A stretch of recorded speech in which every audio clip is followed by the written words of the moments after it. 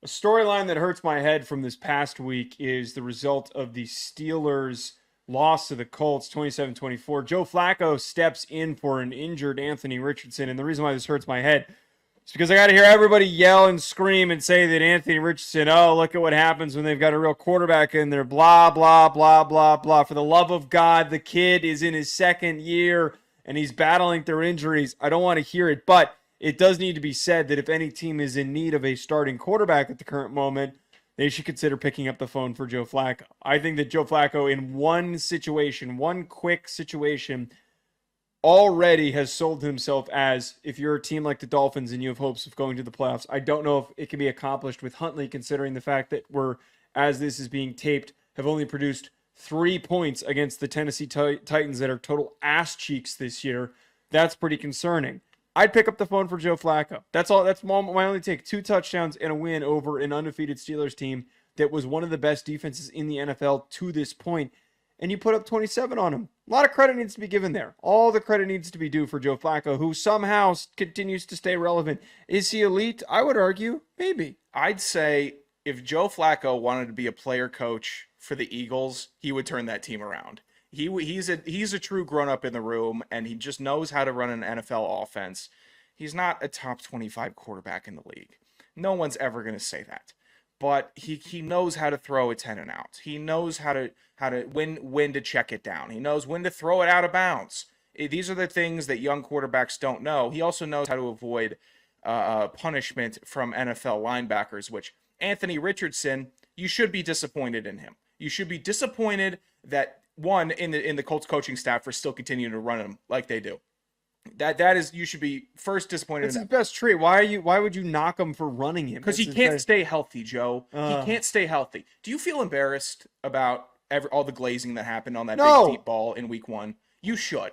Because he's just not going to be the guy you think he's going to be. He can't stay on the field. No, screw that. Can't make the right decisions. That. I hate these people that have vendettas against young quarterbacks. I don't have them. You're the same idiot that sat here and said that the Vikings should keep Sam Darnold. I don't want to hear it. You can't sit here and say the whole, oh, look how good he is. You should bail on J.J. McCarthy and keep Sam Darnold. You're anti-young quarterback. You're the reason why we have problems young with young quarterbacks. Aren't good. They should they have to play to get better. Young quarterbacks have to come to the league at some point. Are they supposed to play college football until they're 30? Is that what's supposed to happen? How do you sit him and let him play and sit? Let him play in year 2 or 3. I'm also mad because you made a big jump and you got way too high on Anthony Richardson, saying he was going to be a top 5 guy. Because he's incredibly gifted. He's incredibly gifted. The hype is completely deserved. No, it's not. He can't stay on the field. He makes bad decisions. Throw the ball away. Don't take the hit. It's insufferable watching quarterbacks not learn their lessons. You're the quarterback. Because don't run into NFL linebackers. Sean, this is where everybody completely just gives up and doesn't understand the argument in the situation. I think Tom Brady's talked about this a ton. Guys used to play 4 or 5 years of college football. They used to stay at the same school. They used to learn the playbook, and the playbooks that they learned was reflective of what was happening in the NFL. They were learning how to play NFL football. They were taking and majoring in football to play in the NFL. The guys that were premier guys, maybe not the premier guys, that were at smaller schools, they knew how to play the position. Now you got all these goddamn RPOs and all these one-read offenses where you're making no fucking decisions on the field. I'll give you that. And you step into your first 4 games of your career like Anthony Richardson, and everything's moving around with you because you got some 60-year-old defensive coordinator who's getting paid millions of dollars to fuck with your head. And he's got 30-year-old dudes that have been playing the league as long as they have, that run 4-3s, 4-4s, that are coming to take your head off. God forbid that we don't give those guys the grace to improve on a week-to-week, month-to-month, season-to-season basis. I don't mind sitting here and saying that Anthony Richardson gets banged up and that he hasn't played to the expectation that we hope. But when the flashes happen, to completely dismiss them is bullshit. It's total bullshit because there are signs of life, but it takes time. It takes 3-4 years. Not everybody is not everybody is CJ Stroud. Not everybody is Jaden Daniels. It takes time. I agree that it takes time. But a flash is just a flash until you can play a full season, in my opinion. And he's not on a track where I'll ever see that happen. He doesn't make good decisions running the ball. He didn't learn his lesson from year 1 to year 2. Say, okay, I have a God-gifted arm. I need to sit back here and use that. I would, if I'm Anthony Richardson, I say, Coach, don't run me up the middle anymore. Don't run me at all anymore, or else I'm going to keep on getting injured. And also, when you're 6'5" and run a 4.4, you need to look. He needs what do you to be think's better. going to happen with him? He's going to keep getting hit and hurt. Look, he needs to be. He wasn't even good in college. I don't even know why you defend Stop! this guy. Give me a break. Stop! Give me a break. I'm over it. There's I'm just over Richardson. There's no break to be. But this is what's total BS is that you're saying I'm over Anthony Richardson. I'm done with this. I'm over Anthony Richardson. I'm over Bryce Young. He's barely played. Same thing with Bryce Young. This year we have Sam Darnold, we have Baker Mayfield, who you just glazed Baker Mayfield, then you have glazed Sam Darnold on this show. Because he learned how to run an NFL offense. We're saying the same argument. We're not saying the same argument because your argument is just fuck them and get rid of them. But when the reality is we need to be patient.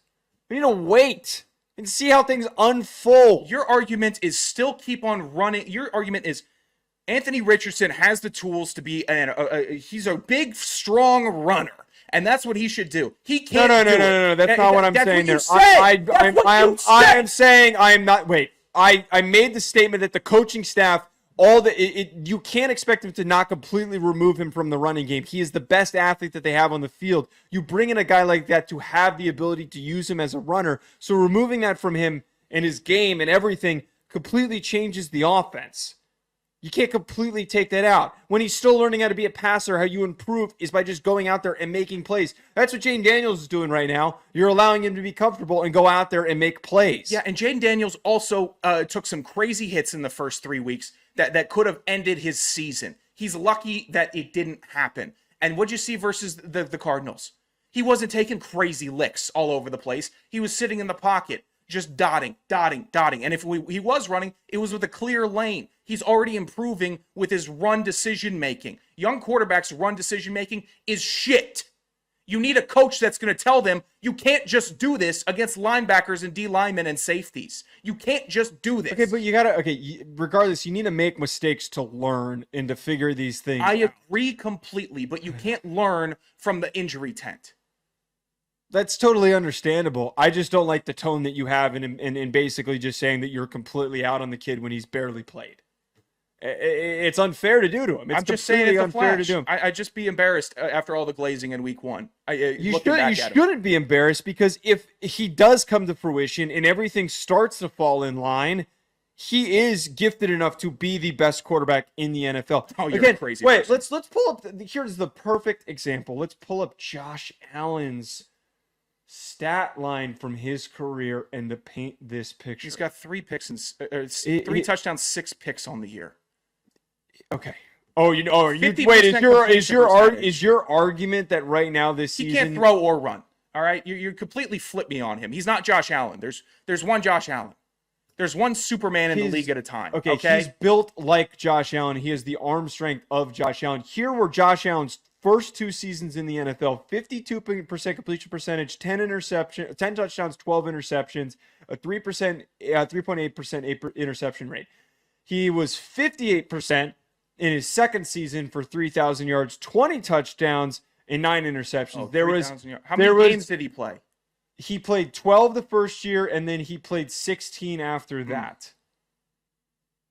Forget the fucking injury thing for a second here. My point that I'm just trying to make here, and I have brought up injury proneness before in the past, and you've thrown that back in my face that like you can't bring up injuries and stuff when talking about it.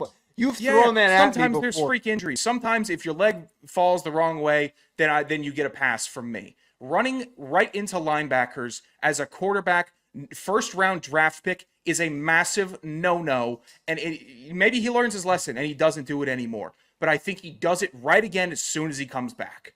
I think he runs right into frickin' Reed Blankenship, and he gets lit up, and then now he's got a... And I'm not rooting for it. Why would I ever root? I'm not rooting for that. But it's going to happen. Like he is... I'm trying to check this.